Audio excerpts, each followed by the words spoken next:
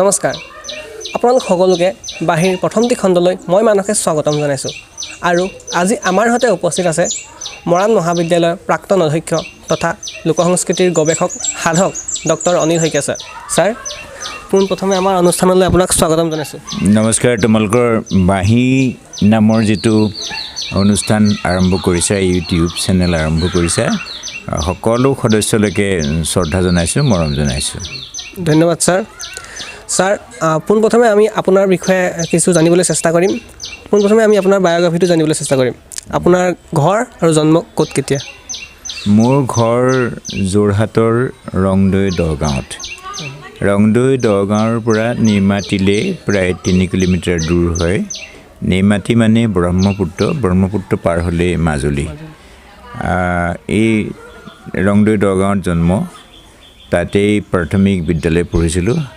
সৰুতে 3খন প্ৰাথমিক বিদ্যালয় পাৰ হৈহে প্ৰাথমিকৰ দেওনাটো পাৰ হৈছোঁ এনেকুৱা কথাবোৰ পঢ়িবলৈ বৰকৈ মন নাযায়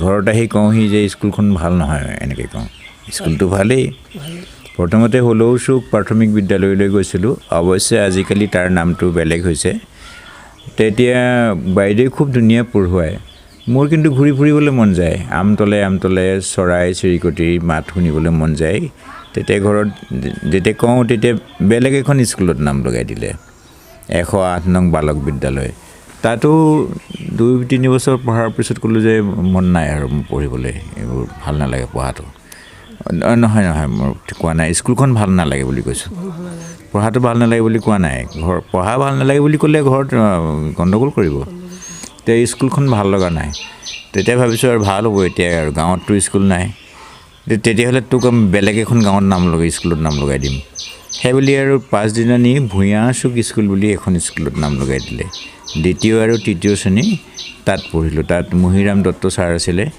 তাততো অৱস্থা কাঢ়ি লৈ গ'ল খুব পিটন দিয়ে মানে 12 144 13 169 মুখস্থ যদি নহয় এই বাপৰে পিটনে 15 225 ক'ব পাৰিব লাগিব অৱশ্যে সেই পিটনটো খাই লাভ হ'ল তেতিয়া সেই 3খন প্ৰাথমিক বিদ্যালয়ত পঢ়ি কোনোমতে পাৰ হ'লোঁ এতিয়াতো হাইস্কুলত নাম লগাই দিলে বাহনাত তাৰপিছতো বাহনাতো মোৰ পঢ়ি ভাল নালাগে আচলতে মোৰ পঢ়িবলৈ মন নাযায় অন্য ভাল লাগে সংগীত ভাল লাগে খেল ভাল লাগে কিবাকিবি ভাল লাগে খোল ভাল লাগে ঢোল ভাল লাগে তেতিয়া বাহনাত নাম লগাই দিলোঁ নাই মোৰ এইখন স্কুলতো পঢ়ি ভাল লগা নাই তেতিয়া ঠিক আছে তোক একদম যিখন ভাল স্কুল সেইখনত নাম লগাই দিম সেইখন যোৰহাট গভৰ্ণমেণ্ট হাইস্কুল তাততো তই চিট দিব লাগিব পৰীক্ষা দিব লাগিব তাত চিট পৰীক্ষা নিদিলে ফেইল কৰিলে নাপাবি তই গতিকে সাজু হ তেতিয়া ক্লাছ 6 পাছ কৰাৰ পিছত ক্লাছ 7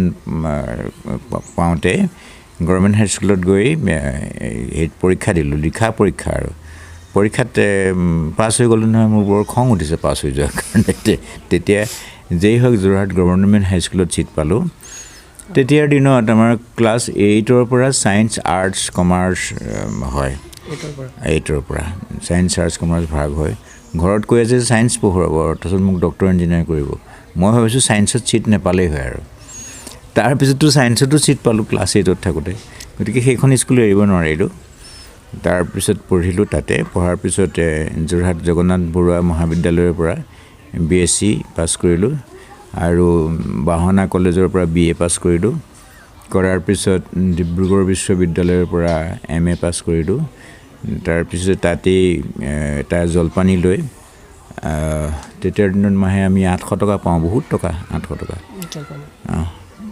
মানে 70 টকা মেছ ডিউজ দিলেই হৈ যায় আৰু 25 টকা হোষ্টেলৰ চিট ৰেণ্ট গতিকে অলপ টকাতে চলি যাব পাৰি যি হওক তাত PhD কৰাৰ পিছতে এদিন মৰাণ কলেজলৈ মাতি লৈ আহিলে ডক্টৰ গিৰীন ফুকন অতুল গগৈ ছাৰ কলেজে মৰাণ কলেজলৈ যাব লাগে মোৰ তেতিয়া PhD কাম 2 বছৰ হৈছে মোৰ গোটেই কামবোৰ হৈছে তেতিয়া মৰাণ কলেজলৈ গুচি আহিলোঁ আহি ইয়াতে সুদীৰ্ঘ 33 বছৰ কাল চাকৰি কৰিলোঁ 11 বছৰ কাল প্ৰিন্সিপাল কৰাৰ সময়ত তোমালোকে দেখিছাই ইয়াতে swimming pool indoor stadium boys hostel girls hostel লাইব্ৰেৰীটো এমহলীয়া আছিলে তাত আৰু 2 মহল আৰু কাষতে মহল কৰিলোঁ আৰু প্ৰত্যেক ডিপাৰ্টমেণ্টৰ কাৰণে 4টাকৈ কোঠা, কোনো ডিপাৰ্টমেণ্টত 7টা কোঠা, প্ৰত্যেক ডিপাৰ্টমেণ্টেই বেলেগ কৰা হ'ল। ফিজিক্স বেলেগ, কেমেষ্ট্ৰি বেলেগ, জুলজি বেলেগ, তেনেকুৱা আৰ্টছৰ ডিপাৰ্টমেণ্টবিলাক বেলেগ কৰা হ'ল।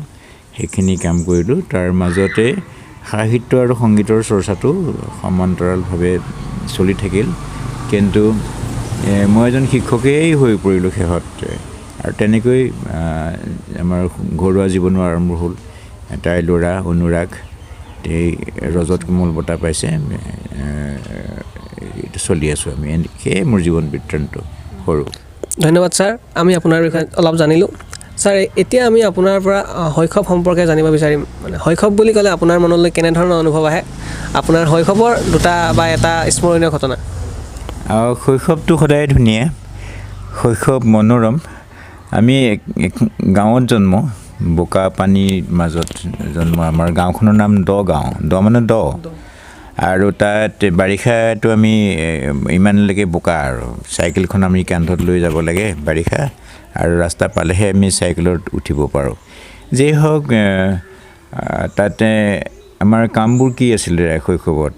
বৰশী বোৱা, আম পৰা, একেবাৰে দল হৈ ঘূৰি ফুৰা, কাৰোবাৰ ঘৰত কুঁহিয়াৰ চুৰ কৰি খোৱা, সেইবোৰ শৈশৱৰ নানান ধেমালি। আৰু পথাৰলৈ যোৱা, গৰু চৰোৱা, চেঁচৰ খনা, লেচেৰি বুটলা, সেইবোৰ শৈশৱ। তেনেকুৱা দিনত সেইখিনি আছিলে।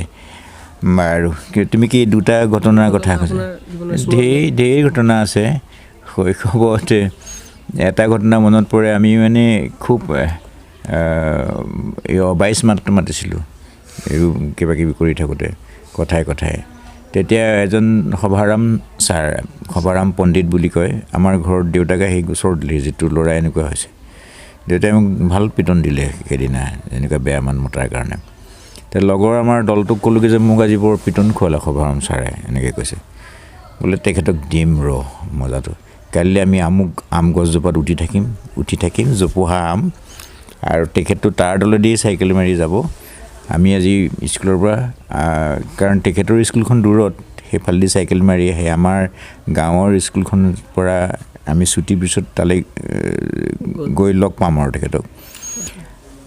গছৰ ওপৰত উঠি আছোঁ, আৰু উঠি তেখেতক দেখাৰ পৰা আৰু ইচ্ছা অনুযায়ী সেই অবাইচ মাতটো মাতিছোঁ, বহুতবাৰ মাতিছোঁ।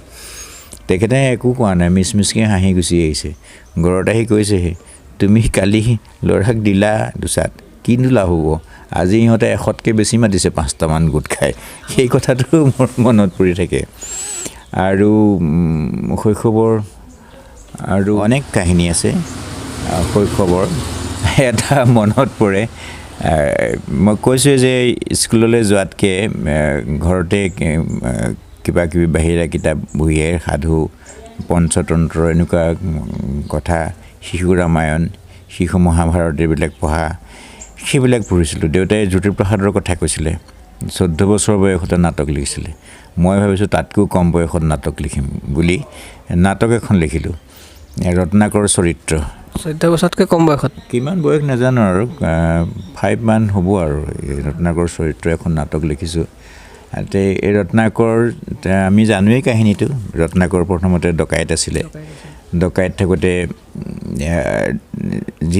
যাৰ তাৰ পৰা বস্তু ডকা হকা নি ঘৰ পৰিচালনা কৰে। এবাৰ সেইফালেদি নাৰদ আৰু ব্ৰহ্মা যাওঁতে তেওঁলোককো কি আছে দে বুলি ক'লে। তে নাৰদ ব্ৰহ্মাই সুধিলে, দিম বাৰু আমাৰ কি আছে, কিন্তু তুমি যে পাপ কাম কৰিছা, এই পাপৰ ভাৰ তোমাৰ ঘৰত ল'ব নলয় সকলো মানুহে? বোলে ল'ব, কিয় নল'ব? বোলে সুধি আহাগৈচোন যোৱা। তেতিয়া ৰত্নাকৰে কৈছে যে তহঁতে এনেকৈ পলাব কৈছ? বোলে আমি নপলাওঁ, শইত 3 শইত খাই কৈছোঁ।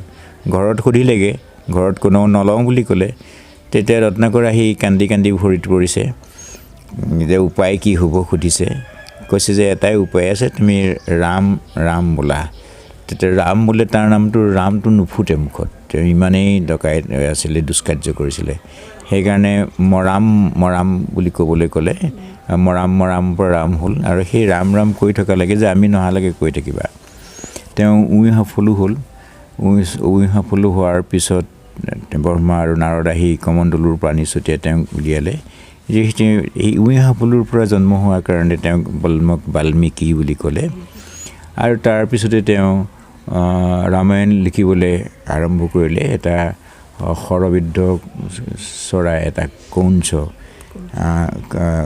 দেখি প্ৰথম কবিতাটো মা নিষাদ ওলাই আহিছিলে সেইখিনি গোটেই কথাখিনিৰ এখন নাটক লিখিছিলোঁ তাত চিকাৰী উলিয়াইছিলোঁ ৰত্নাকৰৰ পিতৃ মাতৃ ইত্যাদি তাৰ মনত পৰা কথাটো কি নাটক আৰম্ভ কৰিছোঁ আৰু আমি বছৰেকীয়া পৰীক্ষা দি নাটক আৰম্ভ কৰিছোঁ নাটক আৰম্ভ কৰাৰ পিছতে গাঁৱৰ মাজত ঢিপ এটা আছিলে ধুনীয়া সেই ঢিপটোত নাটক আৰম্ভ কৰোঁতে এজন মানুহে এই নামটো মনত আছে এচাৰিডাল লৈ আহি আমাক ইমান পিটন দিলে নহয় পিটনটো দিলেই নাটকখনো ফালি চিৰি চেচ কৰি পেলালে এই নাটকো মোৰ নাই তাৰপিছত নাটক কৰাৰ আৰু নাই আৰু আমি ভাবিছিলোঁ মাঘৰ বিহুৰ উৰুকাত আৰু ভোজ ভাত হ'ব পথাৰত তাতে আমি ডাঙৰ নৰাৰ চালি দিম নাটক পাতিম ইত্যাদি কথা আছিলে আমি সেই নাটক কৰিবলৈ প্ৰেৰণা পাইছিলোঁ আমি মইনা পাৰিজাতত আছিলোঁ মিলন মইনা পাৰিজাতত আছিলে তাতে সুৰেন দত্ত সোণমাই বৰা আমাৰ পৰিচালক আছিলে তেতিয়া সেইখিনি কৰিছিলোঁ আৰু মই বস্তু সাজি বৰ ভাল পাইছিলোঁ আমি মইনা পাৰিজাতৰ বিভিন্ন ঠাইলৈ গৈছিলোঁ তিতাবৰ মাজুলী গুৱাহাটী তাত মই বস্তু সাজিছিলোঁ কেতিয়াবা ৰণমঞ্চটো সাজিছিলোঁ তাত এডাল ৰছী টানি দিলেই দুইখন খোল খাই যায় সেই ধাৰণাটো মোৰ মনত যে আমি দেখোঁ যে নাটক এনেকৈ খোলে এডাল ৰছীৰে খোলে কি হ'ব পাৰে চিন্তা কৰি উলিয়ালোঁ আৰু এডাল ৰছী টানি দিলেই যে এইটো দুইখন খোল খাই যায় ইমান ডাঙৰ এটা মঞ্চ সাজিছিলোঁ তাতে চৰিত্ৰ দুটাও থৈ দিছিলোঁ তেনেকৈ পুৰস্কাৰ পাইছিলোঁ এনেকৈ জীৱনৰ শেষবোৰ মনত ৰখা কথা আৰু অনেক কাহিনী আছে তথাপি এই দুটা কথা বেছিকৈ মনত ৰয় দুখো লাগে ভাবিলে সুখো লাগে এনেকুৱা কথা নষ্টালজিয়া ধন্যবাদ ছাৰ দৰ্শকসকল আমি আপোনালোকক ডক্টৰ অনিল শইকীয়া ছাৰৰ বিষয়ে জনালোঁ শৈশৱৰ বিষয়ে জনালোঁ যদি ভিডিঅ'টো চাই ভাল পালে তেন্তে লাইক কৰিব কমেণ্ট কৰিব আৰু আমাৰ নতুন চেনেলটো ছাবস্ক্ৰাইব কৰিবলৈ একদমেই নাপাহৰিব ধন্যবাদ